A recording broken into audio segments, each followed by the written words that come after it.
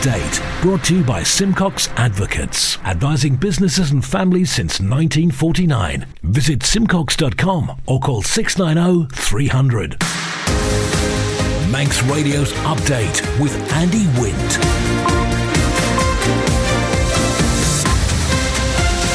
Faster, my good evening. It's 5:30. This is Update for Monday, 25th of September 2023 from Manx Radio. 30 minutes to look at the latest news on the island. Background to that news and sport, business, Sea-Watch, travel updates and the newsmakers in person. This evening, MHK backs the island infrastructure scheme in Port Erin. Would green geothermal energy be one of our answers? Pet owners warned of rip-off vet treatments. Manx Care explains what Home First healthcare means.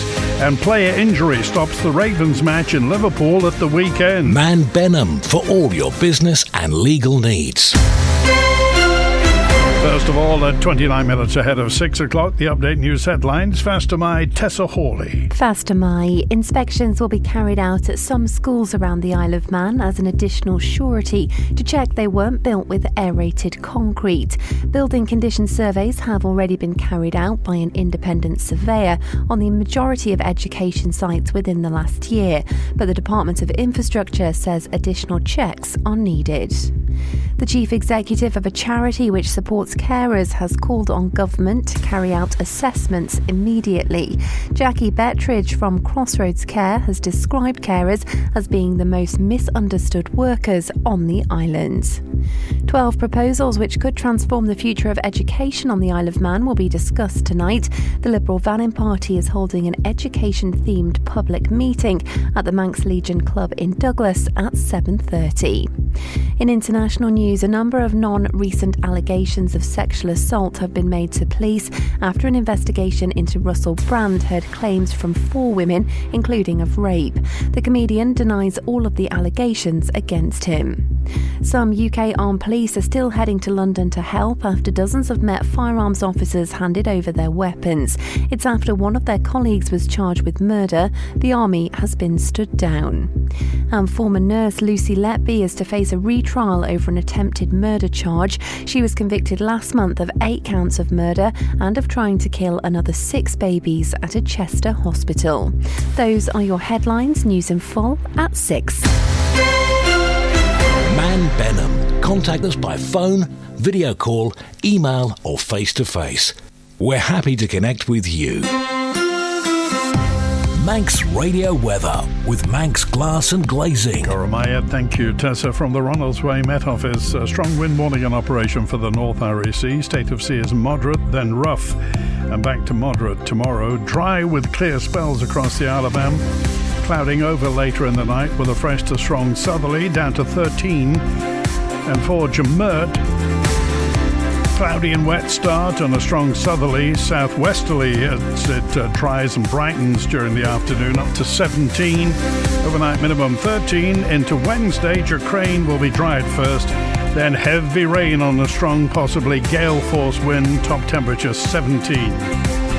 Sunset 11 minutes past 7, high water 2 minutes to 9, low water 26 minutes past 3, sunrise 10 past 7 a.m. Who'd have thought we've had the vernal equinox this weekend? And high water tomorrow morning at 21 minutes to 10. Visit the Manx Glass and Glazing website and see a range of products from windows to doors, mirrors to splashbacks. manxglass.com. The use of public money from the Island Infrastructure Scheme to support a private developer's plans to redevelop a brownfield site in Port Erin has the backing of one of the constituency MHKs. Russian member Michelle Haywood believes the proposal to create 38 apartments on the former Ocean Castle site will remove an eyesore and provide much-needed accommodation in the village. So we know that there's a shortage of accommodation, we know there's a shortage of housing, and that's across the spectrum. So whether you choose to live in an apartment or not, other people would, and so it's valuable just to have that increase in housing stock. The site itself is an eyesore in Port Erin, and so having that developed will definitely improve the streetscape. Whether you agree with the style of the approval that they've got or not, there are similar blocks already approved along that promenade, and so the tone of it and the streetscape has changed over years. And obviously, then you've got more people living in the local area, you've got more rates being paid, and you've got more support for local shops. It's part of the government strategy that we promised we would tackle brownfield sites and the sites that weren't being developed, and this is one of the first three sites to be tackled that way. And obviously the developer doesn't get the money until everything's built, so we have to see a building there before there's any payment goes to it. Brownfield sites can be challenging to develop. They can, the groundworks on them can be more expensive just because the site has already been messed around and had concrete poured in it and has services running through it. So there are some greater expenses there that can be off-putting for developers. Do you think this might be a point of interest for those who've already developed similar buildings in the area, that they had no support, but this money is now being made available for this particular project? Yeah, I can see how you'd feel aggrieved about that, but I wasn't in the administrations that approved those ones. So we could atone for all of the past mistakes, but actually this scheme is here and now, and it's trying to address the brownfield sites now, which we know are a concern across the island. So I'm really pleased. The other two sites are picked up are up in Douglas. I'm really pleased that Port Erin is getting some support in order to develop that location. As concerns are being shared over 2 planned wind farms on the Isle of Man, one expert says we should be better looking at other renewable energy options. The island-based geophysicist Graham Fox-Hume says geothermal energy would be better suited. Firstly, there are no limitations on it in terms of weather or temperatures or night times or anything like that. It's there all the time once you've got it established, and once the initial costs have been expended, the ongoing costs for geothermal are minimal. You merely circulate water through one well and recirculate water through that. So you have a permanent, and it could last for hundreds of years. So once you've established it, you've got it forever, and it's very discreet. There's only a wellhead. You don't have big windmills all over the place and solar panels all over the place, and it has no impact on nature, of course, which wind farms and solar panels sadly do. I mean, they're well known for killing protected birds and all that sort of thing. Why do you think it's not moving forward? I really, really don't know. The whole bias at the moment in energy has been wind farms and solar panels, and it's just a huge mistake. These things do not provide the electricity and the security that you need. When the sun ain't shining and the wind ain't blowing, you're not getting any sunlight and you're not getting any electricity or any wind. It's just frightening. The problem with the point of having it here on the island, 100% available to you, is very, very seriously secure. This is my main point about all this. It's unobtrusive and it's totally secure. Update brought to you by Simcox Advocates. Faster My, 22 minutes before 6, a serious injury to an AFC Liverpool player saw FC Isle of Man's game against the Merseyside team abandoned in the second half with the score at 4 each on Saturday. Afterwards, Ravens boss Paul Jones said the top priority was the welfare of the player who was hurt, and he did give a brief assessment of the Ravens' performance up to when the match was halted. As far as the game's concerned, we played ever so well for long periods of the game, and unfortunately our kind of soft underbelly, so to speak, meant we shipped 4 goals, and a very soft penalty went against us, which we didn't feel really was. But we are where we are, so we will wait to see what the league decide in terms of whether the game stands as a 4-4 or whether we are asked to replay. But it's a good day at the office for many reasons. Yes, we shouldn't have lost that game, but ultimately it doesn't matter. The only thing that matters is the health and well-being of the AFC Liverpool goalkeeper. We switched off again for 3 or 4 different occasions and didn't quite match runners from midfield, or weren't quite in the right positions because we didn't move across the pitch quickly enough. It was comfortable for large parts in terms of how we looked after the ball and kept possession, the amount of chances we created, and we've spoken about it lots, that you can't switch off for a moment, and teams at this level, no matter how dominant you may feel in a game, will make you pay, and that's happened again. And that's not necessarily tactics, that's not necessarily individual qualities in terms of how good they can be. It's literally just kind of making sure that maintaining focus over a full game. And we were naive again at times today, and that's ultimately what has cost us the game in terms of not walking away with 3 points or being in a position when the game is abandoned where we're in the lead. Pet owners in the Isle of Man are being urged by the MSPCA to respond to a UK watchdog investigation into the costs of veterinary services amid concerns over spiralling prices. The animal charity fears some local pet owners are being sold expensive treatments that aren't absolutely necessary. MSPCA General Manager Duana Warburton says it's forcing people to make the decision not to take on an animal, or worse, to abandon one. People will be and have and do come to us saying, I can't afford to pay for my animal's care, and can you help me? Now, we do what we can to signpost people to where they can get financial help, but a lot of the vets on the island now are also not doing payment plans, and you have to pay up front, which again can cause issues for people who don't have that cash readily available. And we have been taking on animals with medical health issues because, yes, their owners can't afford to pay for them. So, and it is an ever increasing issue. And coming back to the Competition and Markets Authority involvement, that has stemmed from concerns that the cost of veterinary services has risen more than inflation in the last 12 months, 2 years, and more than in any other sector. And that's why this inquiry has been launched. There are obviously a number of major international companies now involved in veterinary practices throughout Britain and elsewhere. They do, I understand, have a foothold now in the Isle of Man. Do you think this has some connection with the price rises in certain areas?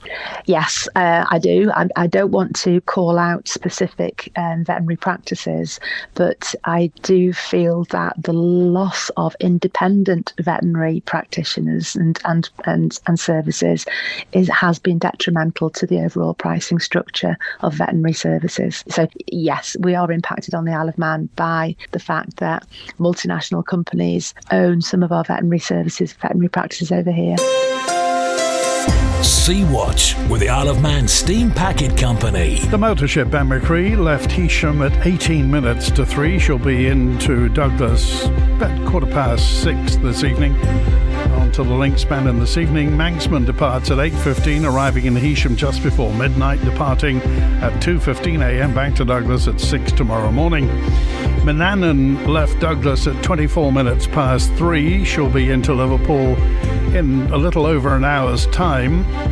The scheduled 7:15 departure will now go at 7:45, arriving back to Douglas at about 11 o'clock tonight. Tomorrow morning's departure is Ben McCree at 8:45, heading for Heysham. Follow the Steam Packet on Twitter for the latest sailing information. Manxcare says the way we access care in the future may change as work to improve integrated healthcare on the Isle of Man continues. Chief Exec Teresa Cope explains what that and a home first model actually means. It sort of bridges the gap between hospital care and the basic primary care provision that we have. It would allow you to perhaps come out of hospital care sooner with a little bit more support. It would also enable you to step up from primary care and avoid having to come into hospital. And it really does help promote independence. It's allowing people to have that little bit of extra support without going into hospital, staying in their own homes if possible. That's it very, very simply. It was mentioned about people's perception of how to access care, calling 999, things like that we're used to might have to change. There might have to be some new thinking, as it were. Absolutely, and it's a model that has existed here on the island for an awful long time, and as I said, the model of ambulance service has not really changed for 30 years. It isn't like we're picking something new and different. Lots of health and care systems have put this in place. It's been well established for a number of years, and it's really important to convey that to the public, because ringing 999 isn't and shouldn't be the only option. An ambulance being dispatched to you without any form of clinical assessment prior to that isn't the norm and shouldn't happen going forward. And only if you really need to come to hospital will you be taken to hospital. So sometimes that will mean staying in your own home, being given other appointments, having a visit from another professional, and it does start with that clinical navigation.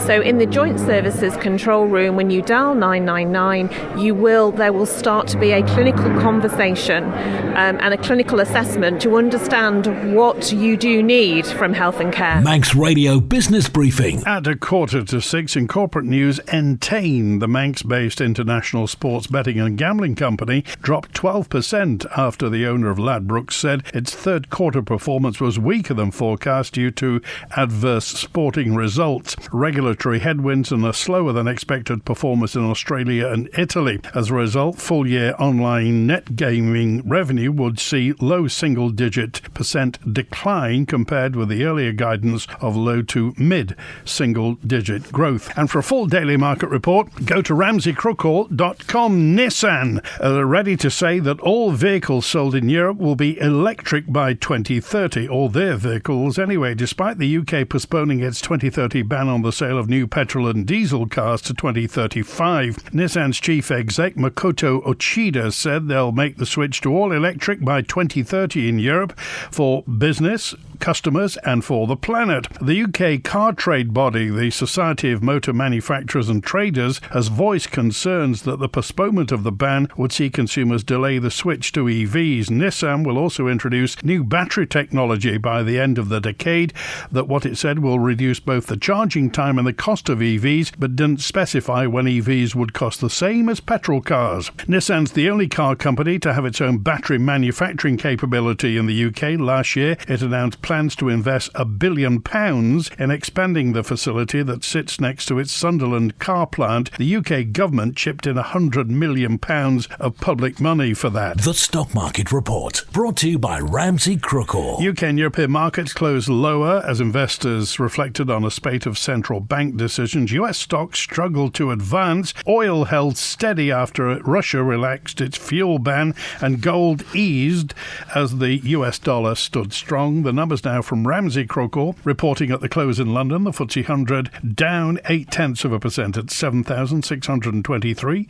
The DAX in Frankfurt down almost a percentage point at 15,400. A short time ago in New York City, the Dow Jones Industrial down just over 0.1% at 33,920. The Nasdaq Tech Stocks Index is up 0.3% at 13,247, and the S&P 500 in Chicago up almost 0.2% at 4,327. In the exchange markets, the British pound sterling trading at $1 22.1 cents, €1 15.3 cents, and 22 South African rand 94.6 cents. And in commodities, gold's down 0.4% at $1,917 per troy ounce, and a barrel of Brent crude down almost 0.6% at $91.66. You've got an investment plan? Yeah, Mike set it up. But don't you need loads of money to do that? Not this one. It's called Shearwater from Ramsey Crookall, and you pay in monthly as little as £100. So it's like saving regularly,